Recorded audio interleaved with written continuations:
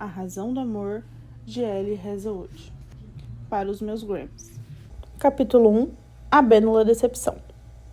Eis minha curiosidade favorita de todos os tempos. A doutora Marie compareceu à cerimônia do próprio casamento com o vestido que usava no laboratório. Na verdade, a história é bem legal. Um amigo cientista apresentou a Pierre. Timidamente, eles admitiram ter lido os artigos um do outro e flertaram em meio às provetas cheias de urânio líquido. Em menos de um ano, ele a pediu em casamento, mas Marie pretendia ficar na França só até obter o seu diploma. Então, ainda que relutante, ela o rejeitou e voltou para a Polônia. Foi. Entra em cena a Universidade de Cracóvia, vilã e cupido involuntário da história. Capítulo 1. A Bênula Decepção. Eis minha curiosidade favorita de todos os tempos. A doutora Marie compareceu à cerimônia do próprio casamento com o vestido que usava no laboratório. Na verdade, a história é bem legal. Um amigo cientista a apresentou a Pierre. Timidamente, eles admitiram ter lido os artigos um do outro e flertaram em meio às provetas cheias de urânio líquido. Em menos de um ano, ele a pediu em casamento. Mas Marie pretendia ficar na França só até obter o seu diploma. Então, ainda que relutante, ela o rejeitou e voltou para a Polônia. Foi. Entra em cena a Universidade de Cracóvia, vilã e cupido involuntário nessa história, que negou a Marie um cargo no corpo docente porque ela era mulher. Muito bonito o DC. Atitude lamentável, eu sei, mas teve o feliz efeito colateral de jogar Marie de volta nos braços amorosos e ainda não radioativos de Pierre.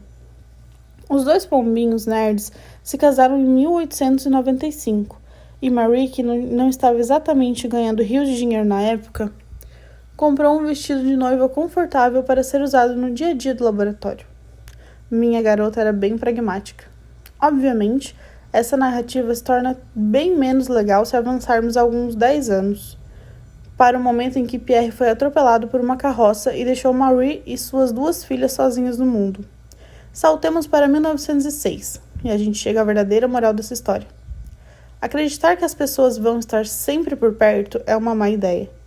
Mais cedo ou mais tarde, elas acabam partindo. Podem escorregar na Rue Dauphine numa manhã chuvosa e ter o crânio esmagado por uma carroça, ou serem abduzidas por alienígenas e desaparecerem na vastidão do espaço, ou talvez transem com a sua melhor amiga 6 meses antes do seu casamento, te obrigando a cancelar a festa e perder uma fortuna. As possibilidades são infinitas. Sério. Pode-se dizer, então, que a UDC é apenas uma vilã secundária. Não me entenda mal. Eu adoro imaginar a Dra. Curie voltando para Cracóvia, bem ao estilo de uma linda mulher, com seu vestido de casamento /trabalho, brandindo suas 2 medalhas do Prêmio Nobel e gritando: grande erro. Enorme. Mas a verdadeira vilã, que deixou a Marie chorando enquanto encarava o teto a altas horas da noite, é a perda, o luto, a intrínseca transitoriedade dos relacionamentos humanos. O verdadeiro vilão é o amor, um isótopo instável, passando constantemente por uma desintegração nuclear espontânea. E ele vai ficar impune para sempre. Mas sabe o que é confiável? O que nunca, jamais abandonou a Dra. Curie em toda a sua vida? Sua curiosidade, suas descobertas, suas realizações, a ciência. A ciência não deixa você na mão.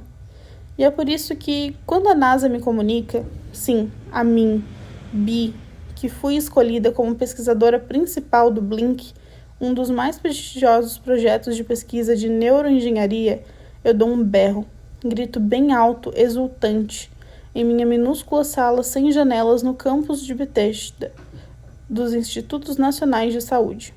Grito por causa da incrível tecnologia, aprimoramento de desempenho que vou construir para ninguém menos que os astronautas da NASA.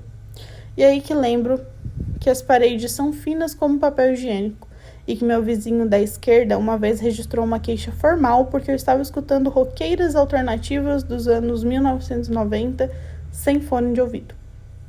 Então topa a boca, mordo minha mão e dou pulos tão silenciosos quanto possível enquanto explodo de euforia.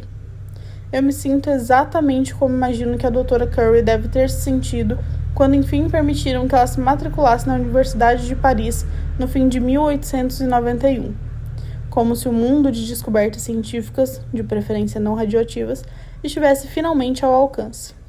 Este é, sem sombra de dúvidas, o dia mais importante da minha vida, e dá início a um fim de semana de comemorações fenomenal, cujos destaques são: primeiro, conto a novidade para as minhas 3 colegas de laboratório favoritas e vamos para o bar de sempre. Viramos várias rodadas de Lemon Drops e nos alternamos fazendo imitações hilárias daquela vez que Trevor, nosso chefe feio e de meia idade, nos pediu que não nos apaixonássemos por ele.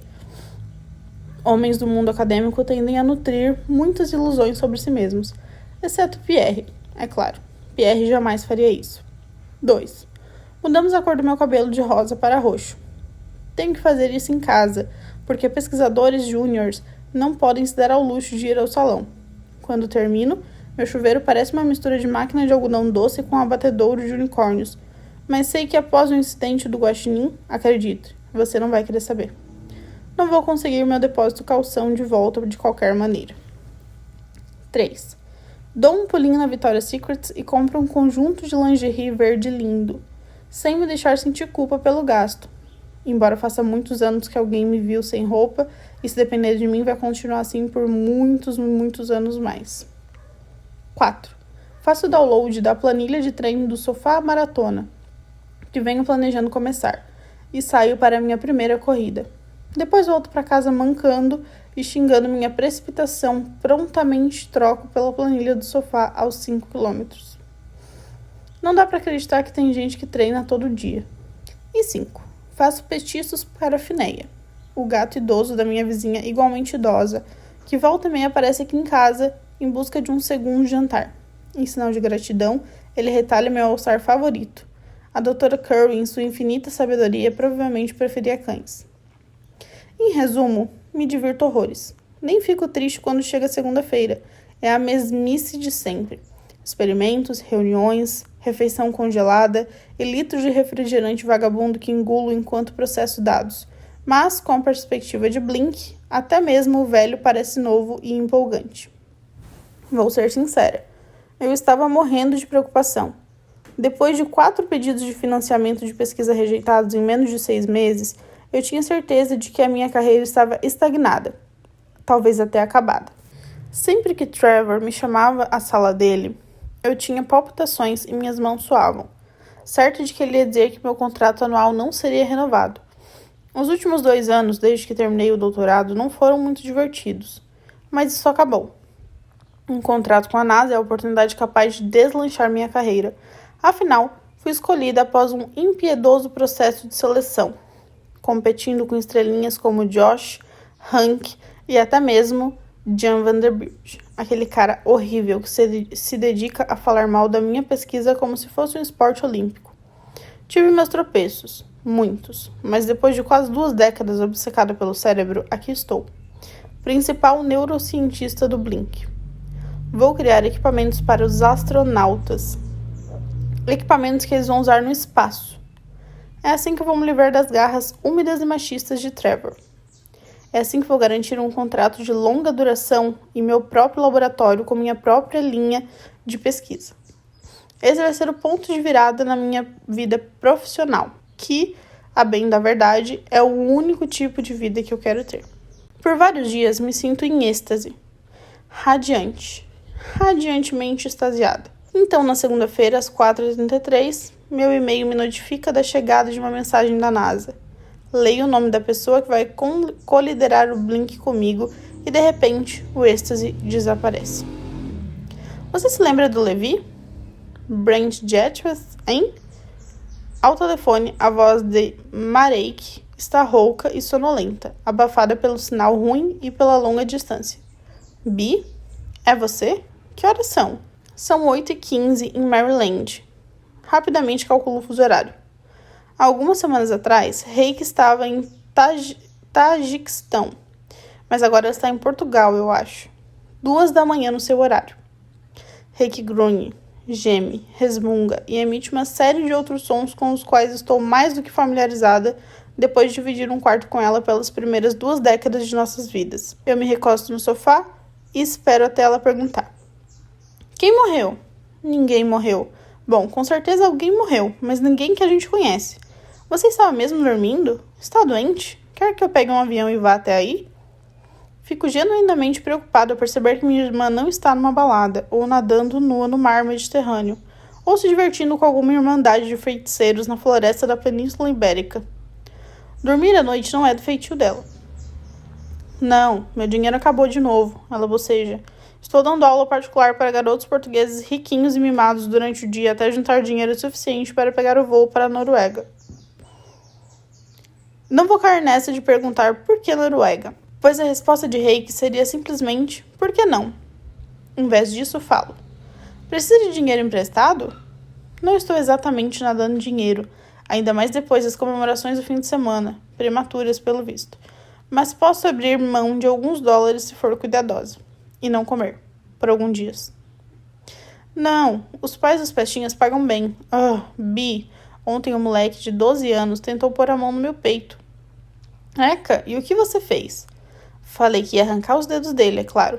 Mas enfim, aqui devo o prazer de ser brutalmente acordada. Desculpe. Sorrio. Na verdade, nem ligo. Qual é o sentido de compartilhar 100% do seu DNA com uma pessoa se não puder acordá-la para uma conversa urgente? Lembra daquele projeto de pesquisa que eu mencionei, o Blink? O que você vai coordenar? Da NASA? Em que você vai usar sua ciência cerebral chique para construir aqueles capacetes chiques que vão deixar os astronautas chiques melhores no espaço? É, mais ou menos. Mas parece que não vou ser a única a coordenar o projeto. Os fundos vêm dos Institutos Nacionais de Saúde e da NASA, que entraram em uma disputa irritante para ver qual agência deveria ficar no comando, e por fim, decidiram ter 2 coordenadores.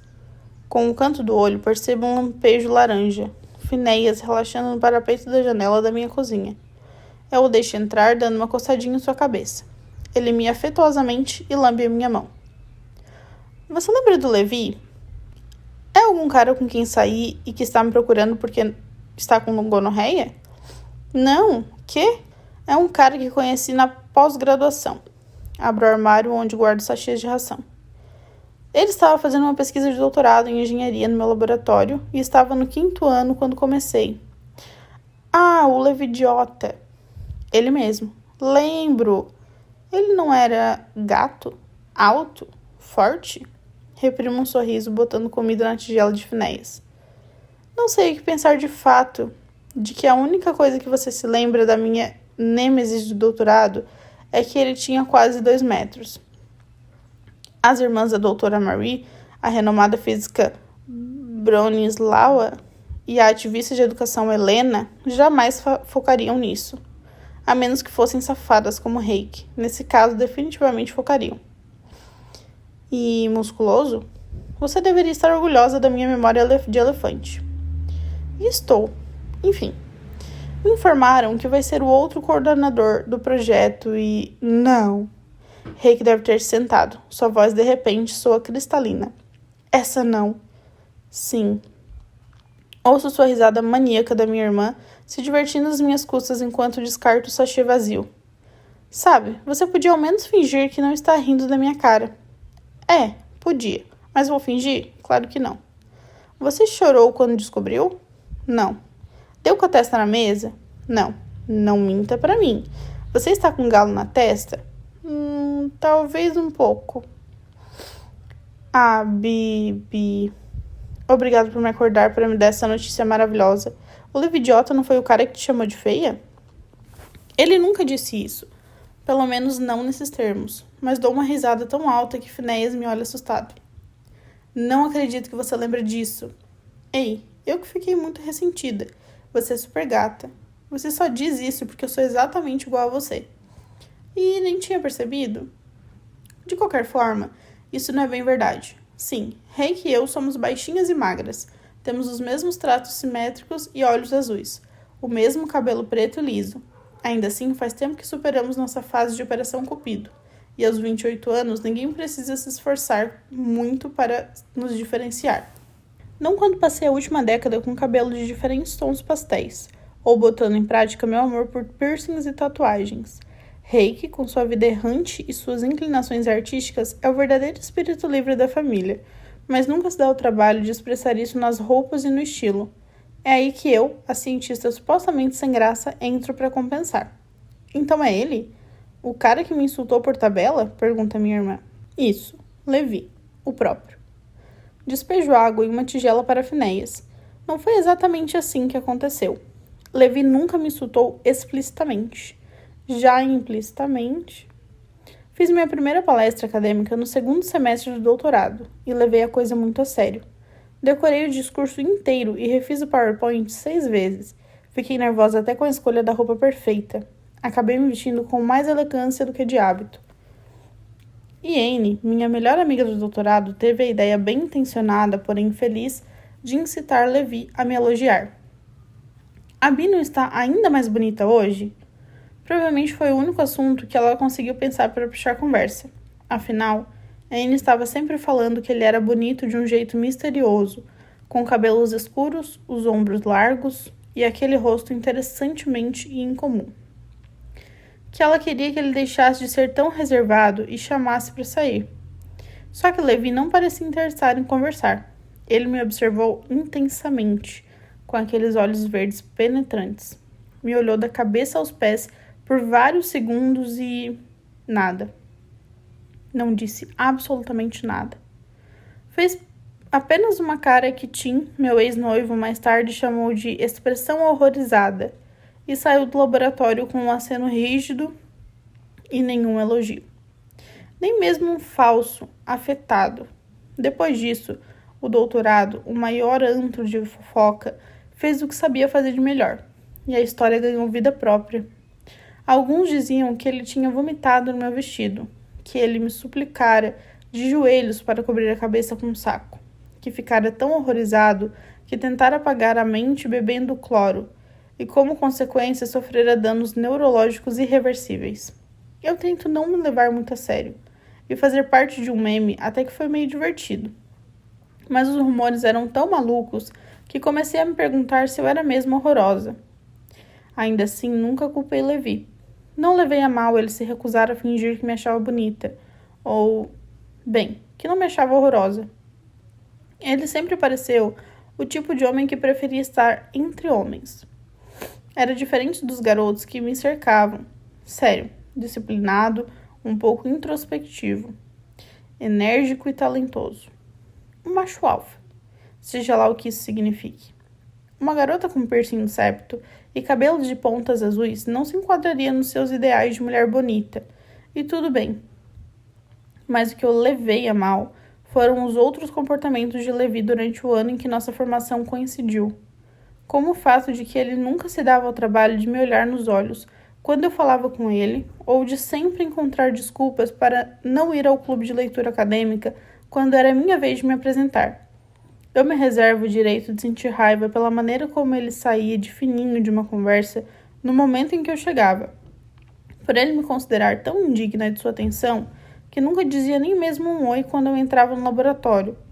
Pelo modo como eu flagrava me olhando com uma expressão intensa e contrariada, como se eu fosse alguma abominação sobrenatural. Me reservo o direito de ficar amargurada por logo após Tim e eu ficarmos noivo, Levi tê-lo puxado de lado e dito que ele podia conseguir alguém muito melhor. Fala sério, quem faz isso? Mais do que tudo, eu me reservo o direito de detestá-lo por deixar claro que me achava uma cientista medíocre. O restante eu poderia ter relevado, mas a falta de respeito pelo meu trabalho, isso vai ser uma pedra no meu sapato. Isso é, até eu jogar essa pedra no saco dele. Levi se tornou meu arqui-inimigo, jurado numa terça-feira de abril na sala da minha orientadora do doutorado. Samantha Lee era, e ainda é, a maioral quando se trata de neuroimagem. Se existe alguma forma de estudar o cérebro de um ser humano vivo sem abrir seu crânio, Sam a criou ou se especializou nela. Sua pesquisa é brilhante, bem fundamentada e altamente interdisciplinar. Daí a variedade de doutorandos que ela orientava. Neurocientistas cognitivos como eu, interessados em estudar as bases neurais do comportamento, mas também cientistas da computação, biólogos, psicólogos, engenheiros. Mesmo no caos superlotado do laboratório de Sam, Levi se destacava. Ele tinha um talento para a resolução de problemas bem como Sam gostava. Ele elevava a neuroimagem à condição de arte. Em seu primeiro ano, Levi descobriu uma forma de construir um estetoscópio de infravermelho portátil que está intrigando pós-doutorandos há uma década. No terceiro ano, ele revolucionou o processo de análise de dados do laboratório. No quarto ano, conseguiu publicar um artigo na Science. E no quinto, quando eu entrei no laboratório, Sam nos reuniu em sua sala.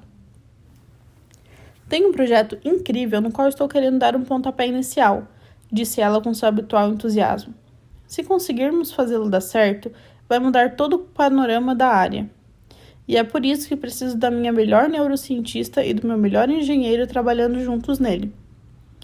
Era o início de uma tarde fresca de primavera. Lembro-me bem dela porque aquela manhã foi inesquecível. Tim tinha me pedido em casamento, apoiado em um joelho no meio do laboratório. Um pouco teatral, não exatamente o meu estilo, mas eu não ia reclamar, já que significava que alguém queria ficar ao meu lado para sempre. Então, eu olhei nos olhos, engoli as lágrimas e disse sim. Algumas horas depois, senti o anel de noivado se cravando dolorosamente em minha mão fechada. Não tenho tempo para uma colaboração, Sam, diz Levi, que se encontrava o mais longe possível de mim. Mas ainda conseguia preencher a pequena sala e se tornar seu centro de gravidade. Ele não se deu o trabalho de olhar para mim. Nunca olhava. Sam franziu a testa. No outro dia você me disse que estava dentro. Eu me enganei. Sua expressão era indecifrável. Categórica. Desculpa, Sam. Estou ocupado demais. Pigarreei e dei alguns passos na direção dele. Eu sei que eu sou apenas uma aluna do primeiro ano, comecei em um tom apaziguador, mas posso fazer a minha parte. Eu juro e... A questão não é essa, respondeu ele. Seus olhos encontraram os meus brevemente. Verdes, escuros, tempestuosos e frios, e por um instante ele pareceu preso, como se não conseguisse desviar o olhar. Meu coração falhou. Como eu disse, continuou ele, não tenho tempo para assumir novos projetos. Não lembro por que saí da sala sozinha, nem por que decidi enrolar ali fora. Disse a mim mesmo que estava tudo bem. Levi só estava ocupado. Todo mundo estava ocupado. O meio acadêmico é composto por um bando de gente ocupada correndo de um lado para o outro. Eu mesma estava super ocupada, porque Sam tinha razão. Eu era uma das melhores neurocientistas do laboratório. Tinha trabalho mais do que suficiente em andamento. Até que entreouvi a pergunta preocupada de Sam. Por que mudou de ideia? Você disse que o projeto seria incrível. Eu sei, mas não posso. Desculpa. Não pode o quê? Trabalhar com a Bi. Sam perguntou o motivo, mas eu não fiquei para ouvir. Fazer qualquer tipo de pós-graduação requer uma dose saudável de masoquismo, mas esperar para ouvir alguém falar mal de mim para minha chefe está além do meu limite. Saí como um furacão, e na semana seguinte, quando ouvi Anne tagarelando, toda feliz sobre o fato de Levi ter concordado em ajudá-la no projeto de sua tese, eu já tinha parado de mentir para mim mesma. Levi, sua leviandade, o Dr. Levi idiota, me despreza. A mim. Especificamente a mim. Sim, ele era um taciturno, fechado, uma montanha ensimesmada. Era discreto, introvertido, seu temperamento era reservado e distante. Eu não podia exigir que ele gostasse de mim e não tinha a menor intenção de fazer isso. Ainda assim, ele conseguia ser civilizado, educado e até mesmo afável com todas as outras pessoas. Poderia ter feito esforço comigo também, mas não. Levi claramente me desprezava. E diante de tamanho ódio... Bom, eu não tive outra escolha senão odiá-lo também. Você tá aí? Pergunta Reiki. Estou, resmungo, pensando no Levi. Então ele está na NASA, é? Posso ter a esperança de que ele seja mandado para Marte para recuperar o Curiosity?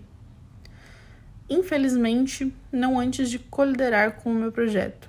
Nesses últimos anos, enquanto minha carreira quase sufocava como um hipopótamo com apneia de sono, a do Levi foi de vento e popa, para minha irritação.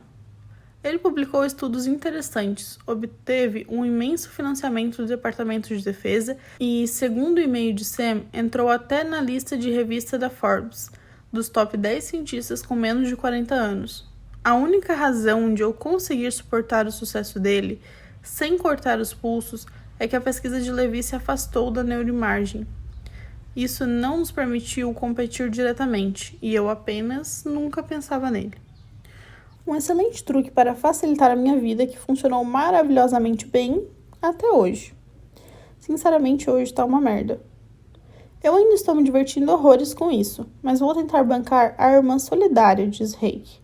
Qual é o seu grau de preocupação com o fato de que irá trabalhar com ele, numa escala de 1 a ataque de pânico? Vira o que restou da água de Finéias em um vaso de margaridas. Acho que ter que trabalhar com alguém que me acha uma cientista de merda justifica pelo menos uma falta de ar. Você é incrível. É a melhor cientista. Ah, obrigada. Escolho acreditar que o fato de Reiki classificar astrologia, cristaloterapia como ciência diminui só um pouco o elogio. Vai ser horrível, péssimo, se ele ainda for como naquela época. Eu vou... Reiki, você tá mijando? Uma pausa, preenchida pelo barulho de água corrente. Talvez. Ei, foi você que me acordou e eu estava apertada. Pode continuar. Sorri e balança a cabeça. Se Levi ainda for o mesmo como na época do doutorado, vai ser horrível trabalhar com ele. Além disso, vou estar no território dele. Certo, porque vai se mudar para Houston. Por 3 meses. Eu e minha assistente de pesquisa partimos na semana que vem. Estou com inveja. Vou ficar presa aqui em Portugal por sei lá quanto tempo. Bolinada por um Joffrey fajuto que se recusa a aprender o que é um subjuntivo. Estou arrasada, Bi. Ainda me espantava perceber como Reiki e eu reagimos de forma diferente a ter passado a infância quicando de um lado para o outro, feito bolas de borracha, tanto antes quanto depois da morte dos nossos pais. Fomos passadas de um parente para outro, morando em uma dezena de países, e tudo o que Reiki quer é morar em um número ainda maior de países. Viajar, conhecer novos lugares, experimentar novas coisas. Parece que seu cérebro está programado para ansiar por mudança.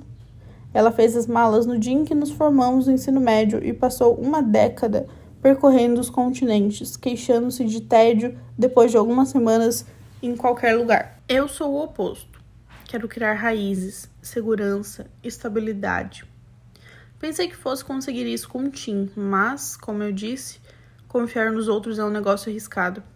Estabilidade e amor são claramente incompatíveis. Portanto, agora estou focada na minha carreira. Quero um posto permanente como cientista nos Institutos Nacionais de Saúde e conseguir o cargo no Blink é o ponto de partida perfeito. Sabe o que eu acabei de pensar? Perguntou Reiki. Que você não deu descarga? Não posso dar descarga à noite. Os canos europeus são barulhentos. Se eu fizer isso, meu vizinho me deixa bilhetes passivo-agressivos. Mas escuta, há 3 anos, quando passei aquele verão trabalhando a colheita de melancias na Austrália, conheci um cara de Houston. Ele era divertido. Gato também. Aposto que consigo encontrar o e-mail dele e perguntar se está solteiro. Nem pensar. Ele tinha olhos lindos e conseguia tocar a ponta do nariz com a língua. Só, 10% da população consegue fazer isso. Faço uma anotação mental para pesquisar se isso é verdade. Vou lá para trabalho, não para namorar um cara que encosta a língua no nariz. Dá para fazer as duas coisas. Eu não namoro. Por quê? Você sabe por quê. Não sei de nada. O tom de Reiki adquire sua costumeira teimosia. Escuta, eu sei que a última vez que você teve um namorado, ele era meu noivo. Dá no mesmo. As coisas podem não ter ido muito bem. Arquei a sobrancelha diante do eufemismo mais eufemístico que já ouvi. E talvez você prefira não se arriscar e proteger seu coração, mas não dá pra nunca mais sair com ninguém. Você não pode apostar todas as suas fichas na ciência. Tem outras apostas melhores, como sexo, pegação, deixar um cara te pagar um jantar vegano caro e... Finéias escolhe justamente esse momento para miar bem alto. Bendito timing felino. Bi, você adotou aquele gatinho que estava querendo? É da vizinha. Eu me inclino para encostar o rosto nele, um silencioso obrigado por distrair minha irmã no meio do sermão. Se você não quer nada com cara da língua do nariz, pelo menos adote um gato, caramba. Você já escolheu até aquele nome idiota. Meow Curry é um ótimo nome. Mas não, é o seu sonho de infância. Lembra quando a gente morou na Áustria? Como a gente brincava de Harry Potter e o seu patrono sempre era um gatinho? E o seu era um peixe-bolha. Sorriu. Lemos juntas os livros em alemão, poucas semanas antes de irmos morar no Reino Unido com uma prima por parte de mãe, que não estava exatamente empolgada em nos receber em seu minúsculo quarto extra. Odeio me mudar. Estou triste por deixar meu apartamento em Bethesda, que é horrível, mas ainda assim muito amado. De qualquer forma, Harry Potter está maculado para sempre, e eu não vou adotar um gato, declaro. Por quê? Porque ele vai morrer em 13 a 17 anos, com base nos dados estatísticos recentes, e partir meu coração em milhares de pedaços. Ah, pelo amor de Deus. Me contento a amar os gatos dos outros e nunca saber quando eles morrem. Ouço um baque, provavelmente Rex jogando na cama. Você sabe qual é a sua doença? Se chama... Já te falei. Que não é uma doença. Apego evitativo. Você é patologicamente independente e não deixa as outras pessoas se aproximarem por medo de que elas acabem te abandonando. Você criou uma muralha e tem pavor de qualquer coisa que apareça. Aff. A voz de Reiki some em um bocejo estrondoso e eu sinto uma onda de carinho por ela. Mesmo que seu passatempo favorito seja pesquisar meus traços de personalidades no Google e me diagnosticar com distúrbios imaginários. Vai dormir, Reiki. Ligo pra você em breve. Tá, ok. Outro pequeno bocejo. Mas eu tenho razão e você tá errada. É claro. Boa noite, baby. Desligo e fico mais alguns minutos acariciando Phineas. Quando ele escapa para a brisa fresca da noite no início da primavera, começo a arrumar a mala. Enquanto dobro jeans skinny e blusas coloridas, encontro uma peça que não vejo há algum tempo. Um vestido de algodão azul com poás amarelos. O mesmo azul do vestido de noiva da Dra. Curry. Comprei na Target, coleção de primavera de cerca de 5 milhões de anos atrás. $12. Pegar ou largar. Era o mesmo que eu estava usando quando Levi decidiu que eu não passo de um joanete ambulante, a criatura mais repugnante do mundo. Dou de ombros e enfio o vestido dentro da mala. Fim do capítulo 1.